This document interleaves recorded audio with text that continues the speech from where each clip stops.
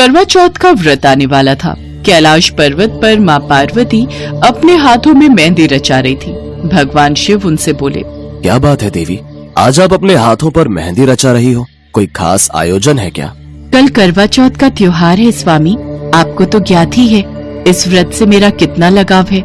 मैं भी प्रतिवर्ष इस व्रत के आने की आस लगाती हूँ ताकि मैं आपकी रक्षा की कामना हेतु और अपने प्रेम को और भी अटूट बनाने के लिए ये व्रत कर सकूं। देवी, आप तो मेरी शक्ति हैं। आपके और मेरे प्रेम का तो जन्मों जन्मों का संबंध है। आपकी भक्ति मेरे हृदय को छू जाती है। देवी, आपकी भक्ति प्रेरणादायक है जो पृथ्वी पर प्रत्येक सुहागिन स्त्री का अपने पति के लिए प्रेम और समर्पण का प्रतीक है। स्वामी, मैं चाहती हूँ इस बार मैं इस व्रत को पृथ्वी लोक पर करूँ। मेरी बहुत इच्छा है कि मैं भी मनुष्य रूप में सभी स्त्रियों के साथ इस व्रत की पूजा करूँ। जैसी आपकी इच्छा देवी पार्वती। यदि आपकी पृथ्वी लोक पर यह व्रत मनाने की इच्छा है तो आपको पृथ्वी लोक पर अवश्य जाना चाहिए। ठीक है स्वामी, तो फिर मैं तैयार हो जाती हूँ। कल प्रातः ही मैं धरती लोक पर करवा चौथ का व्रत मनाने के लिए चली जाऊंगी। अगले दिन सुबह ही माँ पार्वती एक बहुत सुंदर स्त्री का रूप धारण कर लेती हैं और धरती लोक पर एक गांव में पहुंचती हैं। वहां पर करवा चौथ की बहुत चहल पहल थी। हर स्त्री ने 16 श्रृंगार किए हुए थे। सुंदर साड़ी, हाथों में कांच की चूड़ियां, गले में मंगलसूत्र, पैरों में बिछुए पायल और तरह तरह के श्रृंगार। सभी औरतें आपस में बातें कर रही थी। अरे बहन, चलो सब लोग मिलकर वहाँ घेरा बना लेते हैं, पूजा का समय हो रहा है। हाँ बहन, तुम भी पहुँचो, मैं अपनी बहू को लेकर आ रही हूँ। तभी एक औरत की नजर माँ पार्वती पर जाती है। अरे बहन, आओ ना, तुम भी हमारे साथ करवा चौथ की कथा सुनो, बस पूजा प्रारंभ ही होने वाली है। हाँ हाँ, मैं आपके साथ चलती हूँ। तुम तो बहुत सुंदर लग रही हो, पहली बार देखा है, इस गांव में किसी की बहू हो क्या? माँ पार्वती अभी कुछ कहती इससे पहले एक औरत ने आवाज लगा ली। अरे बहन, जल्दी आओ, पूजा का समय निकला जा रहा है, हम सब बैठ गए हैं। चलो चलो, बाद में बात करते हैं, अभी सब पूजा के लिए बुला रहे हैं। कितना आनंद आ रहा है इन सब के साथ करवा चौथ का व्रत मनाने में। अद्भुत, सब कितने अच्छे स्वभाव की हैं। इन सब के बीच मैं भी पूजा के लिए बैठ जाती हूँ। माँ पार्वती सबके साथ पूजा के लिए बैठ जाती हैं। सब मिलकर करवा चौथ की व्रत कथा और पूजन आरती करती हैं। सचमुच माँ पार्वती के आशीर्वाद से व्रत और पूजन बहुत अच्छे से हो गया। हे गौरी माता, हम सबके सुहाग की रक्षा करना। जय करवा माता की, जय गौरी मैया की। सब औरतें पूजा आरती करके घर जाने लगी, पर माँ पार्वती जैसे ही कैलाश के लिए लौटने लगी, अचानक उसी स्त्री ने उन्हें पुकारा। अरे सुनो बहन, तुम्हारा जल का कलश यहीं रह गया। अरे मैं भूल गई, मैं अभी उठा लेती हूँ। हमारी बात बीच में अधूरी रह गई। तुम्हें इस गांव में पहली बार देख रही हूँ, तुम्हारा घर कहाँ है? मैं इस गांव में नई नई आई हूँ, कुछ दिन पहले ही यहाँ रहना शुरू किया है। मेरे पति जरूरी काम से शहर गए हुए हैं, कुछ दिन बाद लौटेंगे। मैं उन्हीं के लिए ये व्रत कर रही हूँ। अच्छा, तो तुम नई नई आई हो गांव में। एक काम करो, तुम हमारे घर चलो, मैंने पूरी पकवान बनाए हैं, हम सब मिलकर खाएंगे। बस कुछ ही देर में चंद्रमा भी निकलने वाला है, घर पर तो तुम अकेले उदास हो जाओगी। ठीक है, चलो मेरे घर चलो। मैं और आपके घर? हाँ बहन, तो क्या हुआ, मेरे घर क्यों नहीं? मेरे घर को अपना ही घर समझो। त्योहार पर अकेले के लिए तुम क्या ही भोजन बनाओगी? मैंने तो बहुत कुछ बनाया हुआ है, मिलकर खाएंगे, अच्छा लगेगा। तुम्हारे पति भी शहर में है, वैसे कब आएंगे? दिवाली से पहले आ जाएंगे। उस औरत के इतने अच्छे स्वभाव को देखकर माँ पार्वती से रहा नहीं गया। वो उसके साथ उसके घर चली गई, पर माँ पार्वती को तो भगवान शिव की पूजा करनी थी, उनसे आशीर्वाद लेना था। सब चंद्रमा निकलने का इंतजार कर रहे थे। अचानक बहुत तेज आंधी तूफान आने लगा, आकाश में काले बादल छा गए। अरे सुशीला बहन, अब चंद्रमा कैसे पूजेंगे? आकाश में तो कुछ भी नजर ही नहीं आ रहा। अंधेरी और तूफान से चंद्रमा बादलों में छुप गया है। बिना चंद्रमा के दर्शन के हम व्रत कैसे खोलेंगे? अब तो एक ही रास्ता है कि माँ पार्वती से प्रार्थना करें कि वो हमें चंद्रमा के दर्शन करवा दे। चलो हम सब मिलकर माँ पार्वती से प्रार्थना करते हैं। सब स्त्रियां माँ पार्वती से प्रार्थना करती हैं कि आसमान साफ हो जाए और उन्हें चंद्रमा के दर्शन हो जाए। सुहागन स्त्रियां भला क्या जाने कि माँ पार्वती स्वयं उनके बीच खड़ी हैं। सुहागन स्त्रियों की प्रार्थना माँ पार्वती स्वीकार कर लेती हैं। उस औरत को साधारण स्त्री के रूप में माँ पार्वती साक्षात दिखाई दे रही थी। अचानक ही माँ पार्वती अंतर्ध्यान हो जाती हैं। आंधी तूफान रुक जाता है, मानो कुछ हुआ ही ना हो। आसमान साफ हो जाता है और सब स्त्रियों को चंद्रमा के दर्शन होते हैं। तभी वो औरत बोली, माँ पार्वती, ये सब आपका चमत्कार है। मैं जिस स्त्री से बात कर रही थी वो तो साक्षात माँ पार्वती थी। इसका मतलब मेरे घर में माँ पार्वती के चरण पड़े थे। हे मैया, आपने तो मेरे भाग्य ही खोल दिए। आपकी जय हो माँ। आप हमारे साथ करवा चौथ मनाने के लिए धरती पर आई। हाँ बहन, वो जो बहन 16 श्रृंगार किए हुए थी वो वास्तव में माँ पार्वती थी। आज उनके चमत्कार से ये आंधी तूफान रुक गया और हमें चंद्रमा के दर्शन हुए।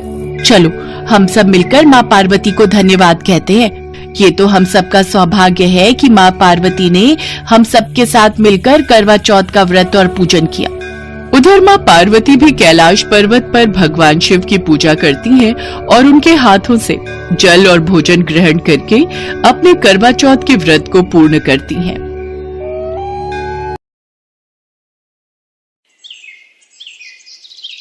भारत देश त्योहारों का देश है। यहाँ भिन्न भिन्न प्रकार के उत्सव मनाए जाते हैं जिनकी अपनी ही प्रथा और अपनी ही संस्कृति है। त्योहार मनुष्य के जीवन की उदासी में खुशियों के रंग भर देते हैं और नारी तो जहाँ भी अपने चरण रख दे वहाँ हरियाली ही हरियाली हो जाती है। ऐसा ही हरियाली बिखेरता महिलाओं का उत्सव है हरियाली तीज। हरियाली तीज सावन का प्रमुख त्योहार है जो श्रावण मास के शुक्ल पक्ष की तृतीया तिथि को मनाया जाता है। इस दिन सुहागिन महिलाएं पति की लंबी उम्र के लिए निर्जला व्रत रखती हैं, तो वहीं कुंवारी लड़कियां मनोवांछित वर की प्राप्ति के लिए वर रखती हैं। मान्यता है कि हरियाली तीज के दिन भगवान शिव ने देवी पार्वती को पत्नी के रूप में स्वीकार करने का वरदान दिया था। इसी दिन को हरियाली तीज के रूप में मनाया जाता है। इस दिन स्त्रियां माता पार्वती और भगवान शिव जी की पूजा करती हैं। हरियाली तीज और व्रत से जुड़ी एक पौराणिक कथा के अनुसार माता पार्वती ने पर्वतराज हिमालय के घर जन्म लिया। माता पार्वती ने भगवान शिव को पति रूप में पाने के लिए गंगा के तट पर 12 वर्षों तक बिना किसी मौसम की परवाह किए घोर तप किया था। एक दिन देवी पार्वती की तपस्या को देखकर नारद जी महाराज हिमालय के महल में पधारे। नारायण नारायण। प्रणाम देवर्षि नारद, आपका स्वागत है। कहिए, मैं आपकी क्या सेवा कर सकता हूँ? गिरिराज, मैं भगवान विष्णु के भेजने पर यहाँ उपस्थित हुआ हूँ। आपकी कन्या पार्वती ने बड़ा कठोर तप किया है। इससे प्रसन्न होकर वे आपकी सुपुत्री से विवाह करना चाहते हैं। इस संदर्भ में मैं आपकी राय जानना चाहता हूँ। देवर्षि नारद, आपने तो ये प्रस्ताव सुनाकर मेरी समस्त चिंताएं ही दूर कर दी। यदि स्वयं विष्णु मेरी कन्या का वरण करना चाहते हैं तो भला मुझे क्या आपत्ति हो सकती है? वे तो साक्षात ब्रह्म हैं। हे महर्षि, ये तो हर पिता की इच्छा होती है कि उसकी सुपुत्री सब सुखों को प्राप्त करे। पिता की सार्थकता इसी में है कि पति के घर जाकर उसकी पुत्री पिता के घर से अधिक सुखी रहे। पर्वतराज हिमालय की स्वीकृति पाकर नारद जी विष्णु जी के पास गए और उनसे विवाह के निश्चित होने का समाचार सुनाया। मगर इस विवाह संबंध की बात जब पार्वती के कानों में पड़ी तो उनके दुख का ठिकाना न रहा। क्या हुआ पार्वती? विष्णु भगवान से विवाह के बारे में सुनकर तुम दुखी क्यों हो गई? सखी, मैंने सच्चे हृदय से भगवान भोलेनाथ का वरण किया है, किंतु मेरे पिता ने मेरा विवाह विष्णु जी से निश्चित कर दिया। मैं विचित्र धर्म संकट में हूँ। अब क्या करूँ? प्राण छोड़ देने के अतिरिक्त अब कोई भी उपाय शेष नहीं बचा है। नहीं पार्वती, ऐसी अशुभ बातें मुख से नहीं निकालते। संकट के समय हमें धैर्य से काम लेना चाहिए। नारी के जीवन की सार्थकता इसी में है कि पति रूप में हृदय से जिसे एक बार स्वीकार कर लिया, जीवन पर्यंत उसी से निर्वाह करे। सच्ची आस्था और एक निष्ठा के समक्ष तो ईश्वर को भी समर्पण करना पड़ता है। मैं तुम्हें घनघोर जंगल में ले चलती हूँ, जो साधना स्थली भी हो और जहाँ तुम्हारे पिता तुम्हें खोज भी न पाए। वहाँ तुम साधना में लीन हो जाना। मुझे विश्वास है कि ईश्वर अवश्य ही तुम्हारी सहायता करेंगे। अपनी सखी की बात सुनकर देवी पार्वती ने ऐसा ही किया। अपनी पुत्री को घर पर न पाकर पर्वतराज हिमालय बहुत चिंतित हो गए। मेरी पुत्री न जाने कहाँ चली गई है। मैं विष्णु जी से उसका विवाह करने का प्रण कर चुका हूँ। यदि भगवान विष्णु बारात लेकर आ गए और कन्या घर पर न हुई तो बड़ा अपमान होगा। मैं तो कहीं मुंह दिखाने के योग्य भी नहीं रहूंगा। मुझे पार्वती को खोजना ही होगा। पर्वतराज हिमालय ने पार्वती की खोज करनी शुरू कर दी। इधर पार्वती अपनी सखी के साथ नदी के तट पर एक गुफा में भगवान शिव की आराधना में लीन थी। भाद्रपद शुक्ल तृतीया को हस्त नक्षत्र था। उस दिन माता पार्वती ने रेत के शिवलिंग का निर्माण करके व्रत किया। रात भर वो भगवान शिव की स्तुति करती रही। ओम नमः शिवाय, ओम नमः शिवाय, ओम नमः शिवाय। देवी पार्वती की घोर तपस्या के प्रभाव से भगवान शिव का आसन डोलने लगा। उनकी समाधि टूट गई और वो देवी पार्वती के समक्ष प्रकट हुए। देवी पार्वती, मैं तुम्हारी तपस्या से प्रसन्न हूँ। तुम जो चाहो वर मांगो। प्रभु, मैं हृदय से आपको पति के रूप में वरण कर चुकी हूँ। यदि आप सचमुच मेरी तपस्या से प्रसन्न होकर यहाँ पधारे हैं तो मुझे अपनी अर्धांगिनी के रूप में स्वीकार कर लीजिए। देवी पार्वती, क्या तुम मेरे साथ खुश रह पाओगी? मैंने बचपन से ही आपको अपना पति मान लिया था। मैं जानती हूँ आपको पति रूप में पाकर, आपकी अर्धांगिनी बनकर मुझे सर्व सुखों की और सौभाग्य की प्राप्ति होगी। कृपया करके मुझे अपनी पत्नी के रूप में स्वीकार कर लीजिए प्रभु। देवी पार्वती के प्रेम, विश्वास और तपस्या की जीत होती है और भगवान शिव उन्हें मनोवांछित वर देकर अंतर्ध्यान हो जाते हैं। उसी समय अपने दरबारियों सहित गिरिराज हिमालय देवी पार्वती को खोजते खोजते वहां आ पहुंचते हैं। पुत्री, तुम्हारी ऐसी कठोर तपस्या का क्या कारण है? तुम्हारी ऐसी दशा को देखकर मुझे अत्यधिक दुख और पीड़ा हो रही है। चलो पुत्री, महल वापस चलो। मुझसे तुम्हारी ये दशा देखी नहीं जा रही। पिताश्री, मैंने अपने जीवन का अधिकांश समय कठोर तपस्या में बिताया है। मेरी इस तपस्या का उद्देश्य केवल यही था कि मैं महादेव को पति के रूप में पाना चाहती थी। आज मैं अपनी तपस्या की कसौटी पर खरी उतर चुकी हूँ। आप क्योंकि विष्णु जी से मेरा विवाह करने का निर्णय ले चुके थे, इसलिए मैं अपने आराध्य की खोज में घर छोड़कर चली आई। अब मैं आपके साथ इसी शर्त पर महल वापस जाऊंगी कि आप मेरा विवाह विष्णु जी से न करके महादेव से करेंगे। देवी पार्वती के दृढ़ निश्चय को देखकर पर्वतराज हिमालय मान गए और देवी पार्वती को घर ले गए।